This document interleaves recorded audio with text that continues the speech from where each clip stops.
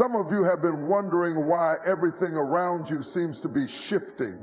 The people you used to lean on aren't there anymore. The doors you used to walk through have been shut in your face. The places that once brought you joy now feel empty. And you're asking God, why? I came to tell you, God knows you need a new path. Sometimes life throws disruptions that shake the very foundation of what we thought was certain. We make plans, set goals, and build routines only to have everything flipped upside down in a moment. It might be a job loss, a failed relationship, a financial crisis, or an internal restlessness that we just can't shake. When these disruptions come, our first instinct is often to resist, to hold on to what was, to fight to keep things the way they used to be. But what if the very thing that feels like a breakdown is actually a breakthrough? What if God is shaking things up because he sees something ahead that we can't see yet? God doesn't disrupt for the sake of chaos. He disrupts to redirect. He interrupts the familiar because he knows you're settling for less than what he has for you.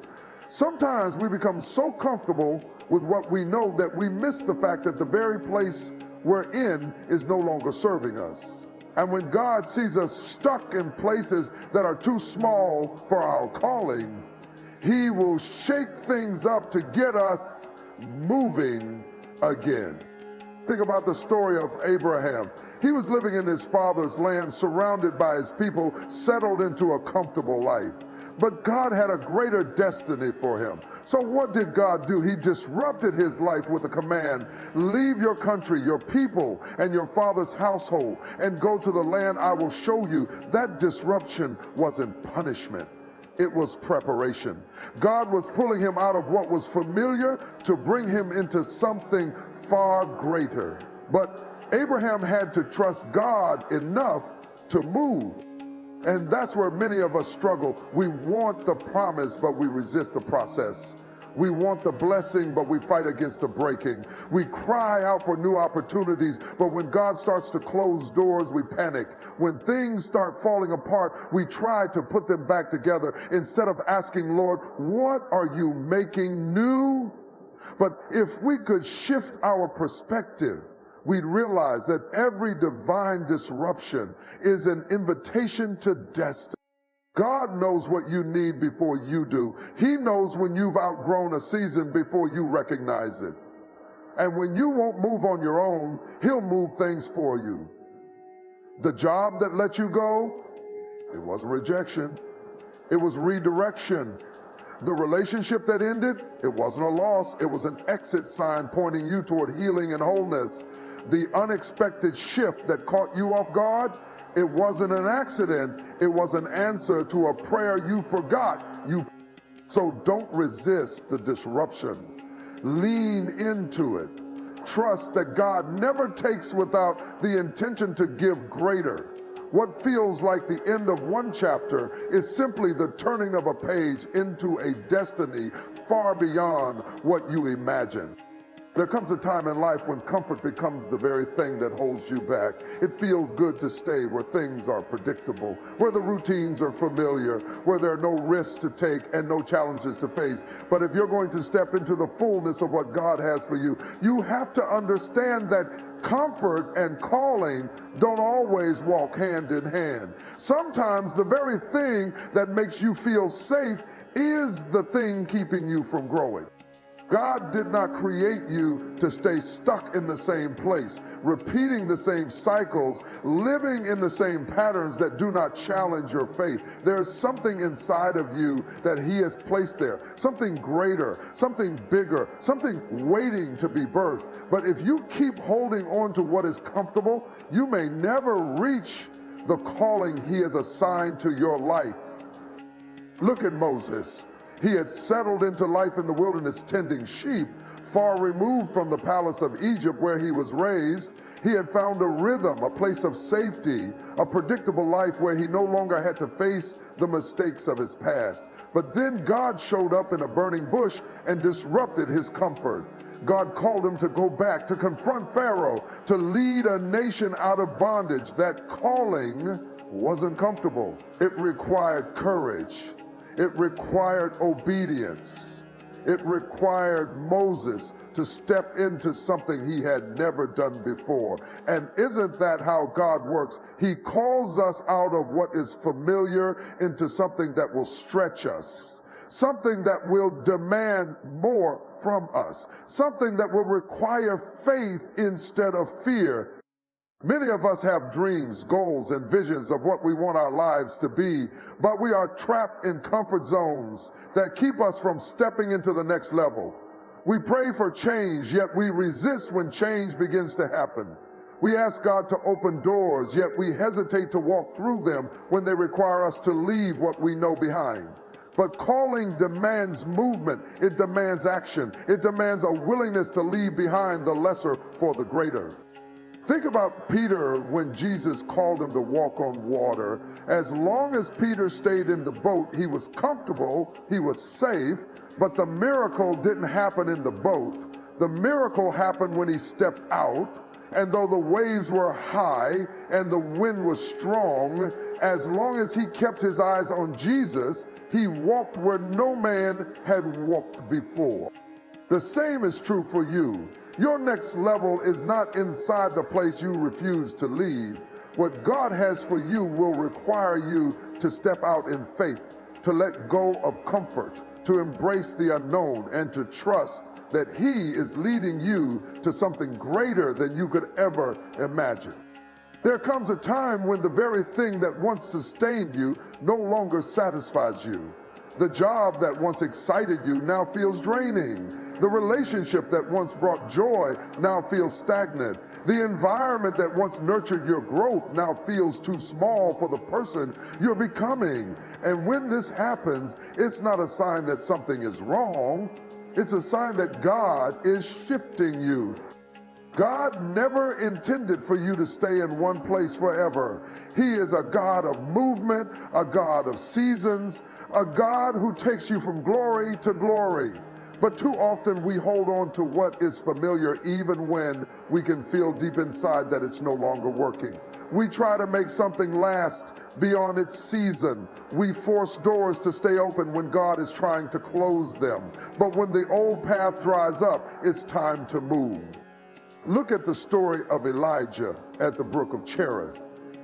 God sent him there, and for a time the brook provided water and the ravens brought him food. It was a place of provision. It was a place of sustenance. But then one day the brook dried up. The water stopped flowing. And God didn't tell Elijah to stay and pray for more water.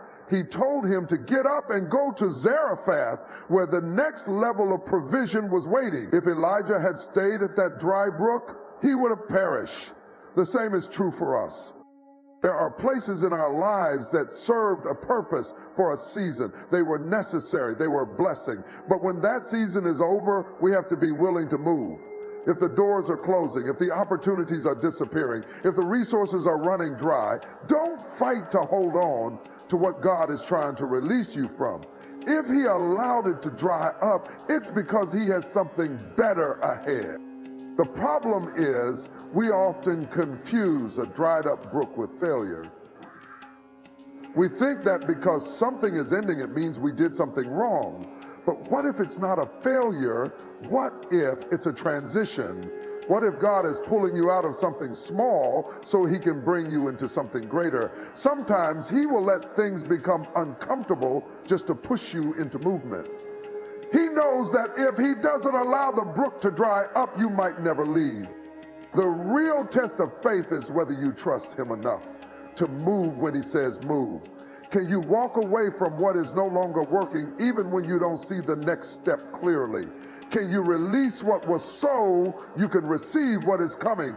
Don't stay stuck in a dry place trying to force life into something that is no longer meant to sustain you. When the old path dries up, that's your sign. It's time to step into the new thing God has prepared for you. You cannot step into a new season with an old mindset. You cannot embrace what God is doing next while clinging to the way things have always been. A new path requires a new way of thinking, a new way of believing, and a new level of faith. But too often, we ask God for a new opportunity while holding on to old patterns. We pray for open doors, but carry the same fears, the same doubts, and the same habits that kept us stuck before. God will never put new wine in old wineskins. He knows that if he pours something fresh into a vessel that hasn't changed, the weight of the blessing will break it. That's why he works on your mind before he moves you to a new level. Before he shifts your circumstances, he shifts your thinking. Before he takes you to a new place, he makes sure you have the capacity to sustain it. Because if your mind is not renewed, you'll sabotage the very thing you prayed for. Look at the Israelites. God brought them out of Egypt, but Egypt was still in their minds. They were no longer slaves, but they still thought like slaves. They were free, but they still operated in fear. And because their mindset never shifted, they wandered in the wilderness for 40 years, delaying the promise that God had already prepared for them. It wasn't their enemies that kept them out, it was their thinking. And the same is true for many of us. It's not that God hasn't made a way. It's not that he hasn't opened doors. But if we don't change the way we see ourselves, if we don't believe we are worthy of what he's calling us to, we will keep circling the same mountains, never stepping fully into the new path he has prepared. A new mindset requires letting go of limiting beliefs. It requires breaking free from the voices that told you what you couldn't do, what you couldn't be, what you couldn't achieve. It requires shifting from a survival mentality to a faith mentality, from fear to expectation, from doubt to confidence. You cannot carry a defeated mind into a victorious future. You cannot move forward while constantly looking back. When God calls you to something new, he expects you to think differently. He expects you to speak differently. He expects you to believe differently, because the level you're stepping into requires more than what got you through the last season. It requires a mind that is stretched, a faith that is strengthened, and a heart that is open to change. So don't resist the process. Don't fight the renewal that God is trying to bring to your thinking. The new path you've been praying for is already there, but it will take a new mindset to walk in it, to sustain it, and to fully receive everything that God has in store for you. Faith is not about seeing first and then believing. It is about believing first, even when there is no evidence, even when nothing makes sense. Even when everything around you tells you it won't work, faith walks before it sees. It steps out when there is no proof, when there is no confirmation, when there is no visible sign that things will change. It moves forward when logic says stay still, when fear says turn back, and when doubt says it's impossible.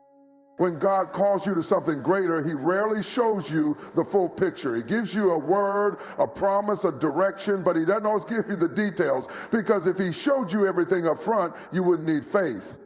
If you could see exactly how things would unfold, you wouldn't have to trust him. But faith is about moving when you don't know how it will work out. It's about obeying before you understand. It's about trusting the voice of God more than the reality of your situation. Look at Abraham. God told him to leave his father's house and go to a land that he would show him. God didn't give him a map. He didn't lay out every step in advance. He simply said, go. And Abraham went. He didn't see the promise yet, but he walked in faith. He didn't have the full picture, but he moved forward anyway. And because he was willing to walk before he saw, he became the father of many nations. Think about Peter when he stepped out of the boat. The storm was raging, the waves were high, and the wind was strong. But when Jesus said, come, Peter didn't wait for the storm to stop before stepping out. He didn't wait for the water to turn into solid ground. He simply walked. And as long as he kept his eyes on Jesus, he did the impossible. That is what faith looks like. It moves before the conditions are perfect. It believes before the breakthrough comes. It trusts before the answer is revealed. Some of us are waiting to see before we walk. We want every detail, every confirmation, every sign before we take a step. But faith doesn't work that way. Faith requires action. It requires movement. It requires obedience even when the path is unclear. You can't wait for the circumstances to be ideal before you trust God. You can't wait for everything to make sense before you move forward. The miracle is in the movement. The breakthrough is in the step. If you're waiting for everything to be perfect before you trust, you'll never move. If you're waiting for all the answers before you obey, you'll never walk in your calling. Faith goes first. It steps into the unknown.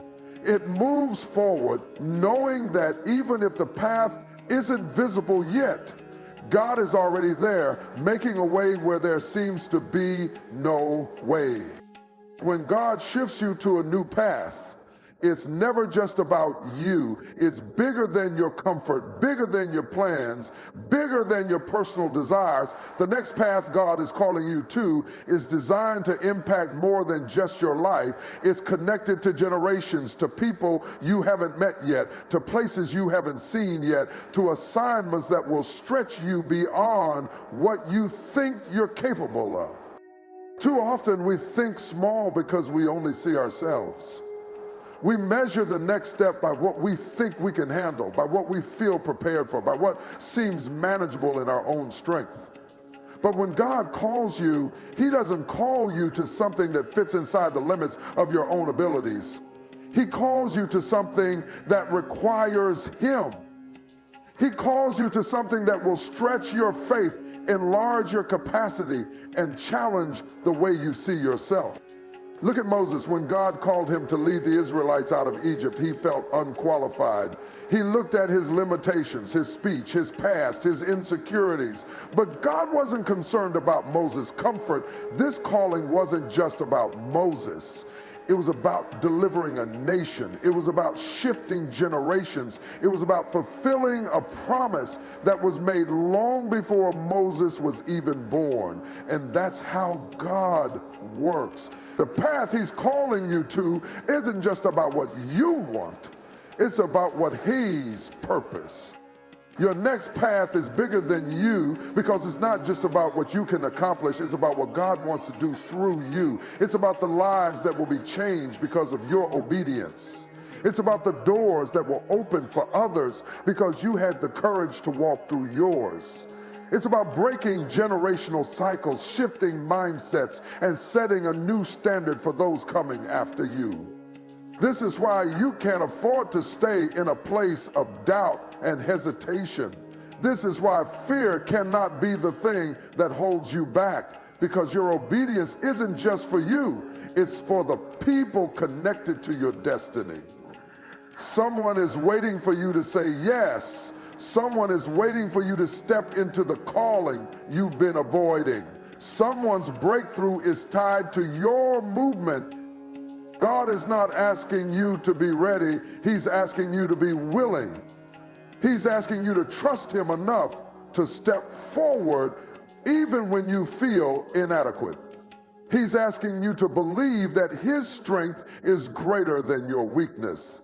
He's asking you to stop looking at what you lack and start looking at the one who is able. The path ahead of you is bigger than your fears, bigger than your past, and bigger than your excuses. And if you trust God enough to walk it, you'll see that it was never just about you. It was always about something greater than you could ever imagine